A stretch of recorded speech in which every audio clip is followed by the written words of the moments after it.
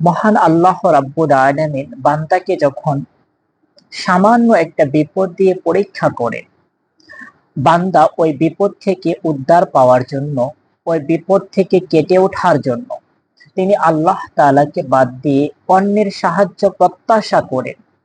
তখন আল্লাহ তাআলা ওই বান্দার আমল দেখে, ওই বান্দার কাজ কর্মকাণ্ড থেকে আল্লাহ তাআলা নিজে হাসতে থাকে আর বলে, বান্দা, আমি তোকে বিপদ দিয়েছি আর তুই সেই বিপদ কেটে ওঠার জন্য অন্যের দ্বারস্থ হচ্ছ, অথচ সকল ক্ষমতার মালিক তো আল্লাহ রাব্বুল আলামিন।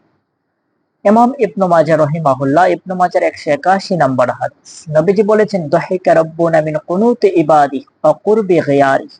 যখন আল্লাহ তাআলা বান্দাকে সামান্য বিপদ দিয়ে পরীক্ষা করেন আর বান্দা যখন অন্যের দ্বারস্থ হয় বিপদ থেকে কেটে ওঠার জন্য, তখন আল্লাহ রাব্বুল আলামিন ওই বান্দার কর্মকাণ্ড থেকে হাসতে থাকে। তখন এক সাহাবী বললেন যে, হুজুর, আল্লাহ কি হাসেন?